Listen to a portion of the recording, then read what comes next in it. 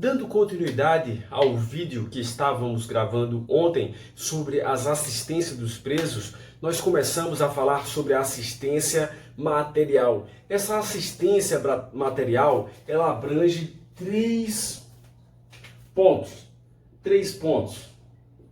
Ela abrange a alimentação, ela abrange o vestuário, e ela também abrange o que? A alimentação, vestuário e materiais de higiene. Materiais de higiene. Mas que materiais de higiene são esses, pessoal? Que materiais de higiene são esses? Nós temos na nossa portaria os materiais de higiene, nós temos, por exemplo, escova de dente e creme dental. Nós temos desodorante e também o sabonete. Nós temos papel higiênico. Nós temos também o que? Nós temos detergente e também temos o pano de chão. Veremos aqui no quadro quais são esses materiais e também o tempo de reposição. Lembrando o seguinte, pessoal, quando estamos falando de higiene aqui dos presos, nós temos o seguinte: higiene não só dos presos, mas também da própria cela. Temos lá no decreto 6.049 de 2007 que se o preso não mantiver o que? A higiene própria e também da própria cela, ele estará incorrendo em uma falta disciplinar de natureza média. Então vamos olhar os materiais, tempo de reposição, enfim. Vamos lá para o quadro. Temos lá, como já falei para vocês, os materiais, né? Temos o seguinte, que em relação ao tempo de reposição dele, nós temos que o sabonete, o papel higiênico e também o detergente deverá ser trocado semanalmente. Temos o creme dental que deve ser trocado a cada 21 dias. Nós temos o desodorante que deve ser trocado mensalmente, a escova de dente que deve ser trocada a cada 60 dias e o pano de chão que deve ser trocado trimestralmente. Temos que, como falei para vocês, que a má utilização desses materiais e objetos de forma indevida, né? Ou seja, desviar ou ocultar, por exemplo, alguns objetos, né? Temos também falta disciplinar de natureza média.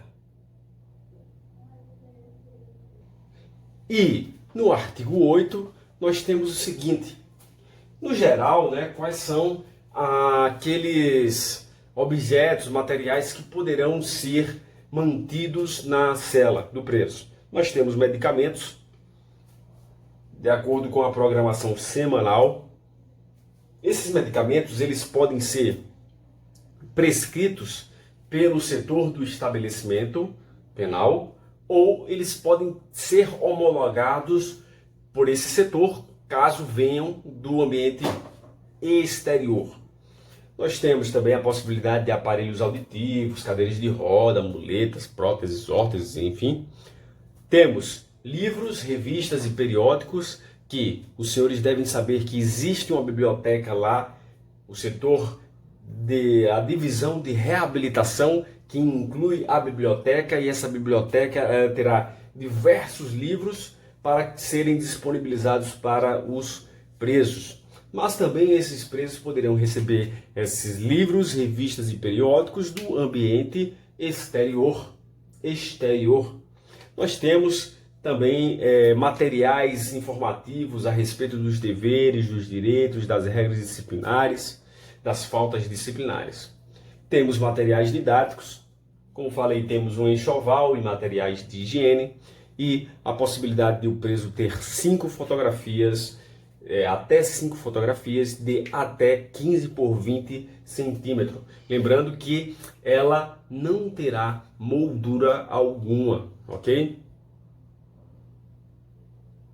Nós temos, além da assistência material, nós temos também a assistência à saúde, conforme preceitos da Lei de Execução Penal e do Decreto 6.049 de 2007. Nós temos que essa assistência à saúde, ela é individualizada e integral.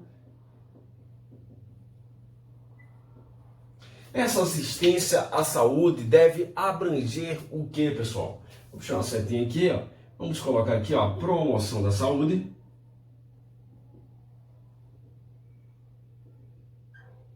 Promoção, prevenção.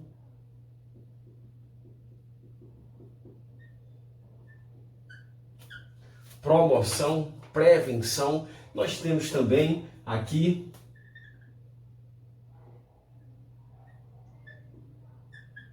a cura, a reabilitação daquele preso em relação àquela doença, aquele problema médico que ele está apresentando, perfeito? Nós temos o seguinte, que essa assistência à saúde, conforme a Lei de Execução Penal, também o Decreto 6.049, abrange muitas coisas. Vamos lá, tudo isso aqui está lá de forma superficial na Lei de Execução Penal e no Decreto 6.049. Aqui vai ser mais esmiuçado, uma portaria mais detalhada, perfeito? Nós temos lá que a saúde abrange o seguinte, abrange atendimento médico, abrange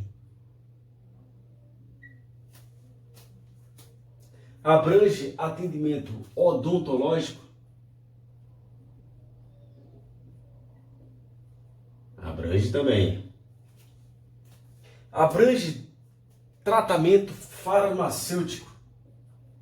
Atendimento farmacêutico. Abrange também. Lembrando que esses 3 pontos foram cobrados na redação da prova de 2013 do DEPEN. O que abrange a assistência à saúde? Não era especificamente sobre a portaria, mas especificamente sobre a Lei de Execução Penal, que a banca examinadora queria a resposta lá. Então, médico, odontológico e farmacêutico. E tínhamos também lá que abrangia também prevenção, a repressão, né? Para falar a verdade, promoção, prevenção, cura e reabilitação, vamos dizer, tecnicamente falando, perfeito? Nós temos aqui também que abrange tratamento psicológico, tratamento psiquiátrico,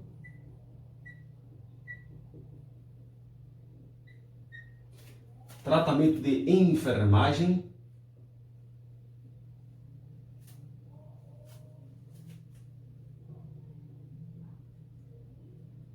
temos mais, temos aqui, ó, tratamento social,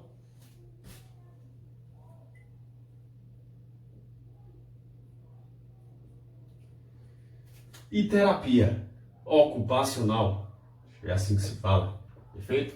Então temos esses serviços aqui, vou juntar aqui para ficar mais organizado, vou colocar aqui.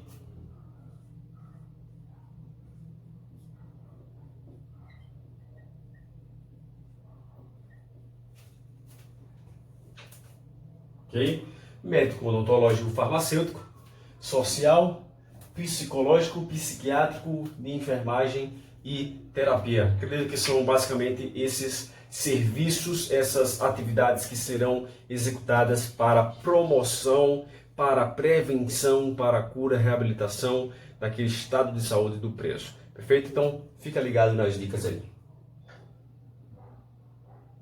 Nós temos o seguinte, que essa assistência à saúde, ela terá como base o quê? Uma política nacional, vou colocar aqui, ó, portarias que versam sobre, atos normativos que versam sobre a política de saúde. Política Nacional de Assistência àquelas pessoas que estão privadas de liberdade. A saúde das pessoas privadas de liberdade. Alguma coisa assim. Plena ISP, certo? Essa política ela está dentro de alguns atos normativos, algumas portarias do Ministério da Justiça, né? E ela traz diretrizes acerca do que deve ser executado na assistência à saúde nos estabelecimentos. Nós temos que lá nos estabelecimentos penais, nós temos, obviamente, um chefe do setor de saúde. Chefe do setor de saúde.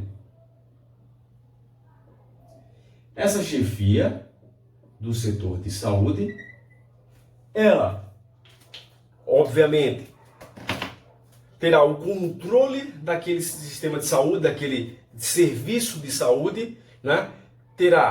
Ela será chefe de uma equipe, estará sempre em diálogo com aquela equipe, porque pode ser que exista um chefe que não seja especialista em saúde, certo? Pode ser um bom administrador, né? E ele não ser um cara técnico. Pode acontecer, ser um agente, inclusive.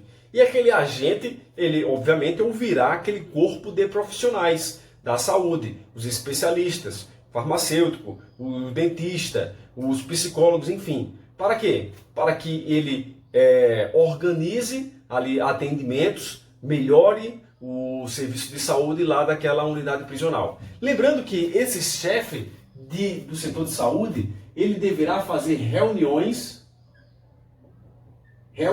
mensais com seus, vamos dizer assim, com sua equipe.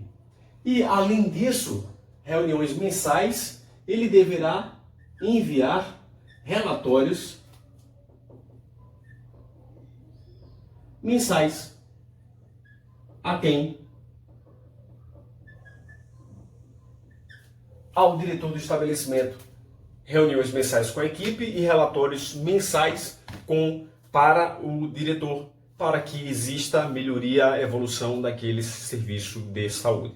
Lembrando que a unidade penitenciária, o estabelecimento penal federal, ele tem uma estrutura básica assim. Temos o diretor em cima e abaixo deles temos 4 chefes. Chefe da divisão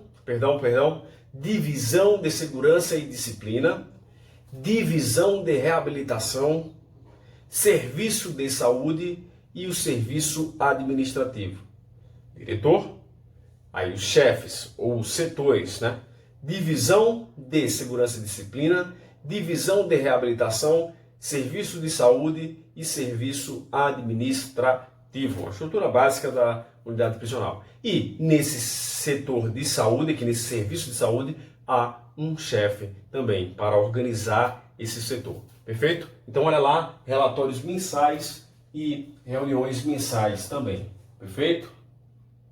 Em relação ao médico, atendimento médico, artigo 14, vou pontuar aquilo que acho mais importante. Vamos lá. Nós temos que esse médico efetuará uma avaliação quando aquele preso for incluído no estabelecimento penal federal. Lembrando o seguinte, no ato da inclusão, deve haver essa avaliação para verificação de quê? De algumas doenças inclusive infecto-contagiosas, para que elas sejam registradas no prontuário daquele preso e, posteriormente, sejam tratadas pelo setor, pelo serviço de saúde. E também é interessante que nessa avaliação que seja identificada para quê? Para que aqueles agentes que tenham contato com aquele preso observem algumas medidas de proteção e utilizando inclusive os EPIs, equipamentos de proteção individual. Nós temos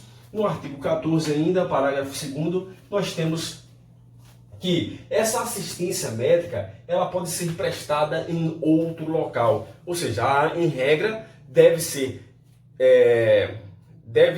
executada no serviço de saúde do estabelecimento, mas por alguma questão, por não ter uma estrutura, não ter recursos humanos, inclusive naquele setor de saúde, naquele serviço de saúde, aquela poderá ser prestada em um hospital particular, um hospital público, ok? Lembrando que deve haver, nesse caso, a autorização do diretor. Gostaria de falar para vocês desde já que, olha só, que o preso somente poderá sair do estabelecimento penal federal em duas hipóteses: por ordem do juiz ou por autorização do diretor. Ordem do juiz e autorização do diretor. Somente essas duas hipóteses, perfeito? Vamos lá. Temos ainda que no artigo 15, nós temos que é possível que o preso contrate outro médico de confiança para um tratamento específico, perfeito? Para um tratamento específico, porque nós sabemos que as penitenciárias não têm médicos para todas as especialidades. E aí, o preso, em uma determinada especialidade que ele realmente necessitar, aí pode haver essa contratação desse outro médico. Lembrando que deve haver autorização do diretor e, além disso, deve haver um parecer. Vou afastar para que vocês vejam. Deve haver, de novo, uma autorização do diretor daquele estabelecimento penal federal e também devemos ter aqui, ó, um parecer médico daquele médico que está na unidade. Perfeito? É um médico que é servidor ou que é contratado e é um médico fixo naquela unidade. Perfeito? Temos o parágrafo primeiro. O parágrafo primeiro nós temos o seguinte, que esse médico de confiança, as consultas dele, o acompanhamento será feito, olha só, no serviço de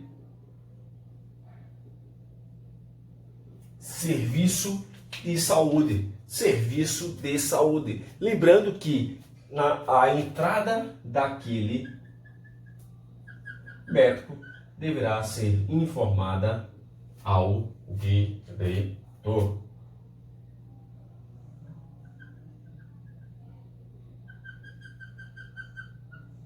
Vamos lá. Nós temos o seguinte, nós temos em relação a cirurgias, olha só, cirurgias estéticas e eletivas. Quando ele coloca aqui no parágrafo 4º do artigo 15, temos a ideia de que essas cirurgias estéticas e eletivas são realizadas por aquele outro médico de confiança, aquele médico contratado. Então temos o seguinte, pessoal, nós temos que, em regra, as cirurgias estéticas e eletivas não serão executadas. Mas temos uma exceção. Qual é essa exceção? Em relação às cirurgias eletivas, exceção,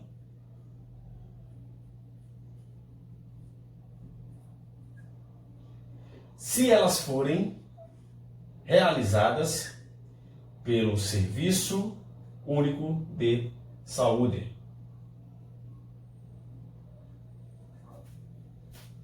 As eletivas, desde que sejam realizadas pelo SUS, ok? Então ficam as informações sobre os médicos, né? Eu acredito que são as informações mais interessantes, o resto é muita leitura, verão algumas, muita coisa assim técnica, então eu acho interessante. O que coloquei aqui é o que eu acredito ser mais interessante. Leiam e leiam. Olha lá, copia.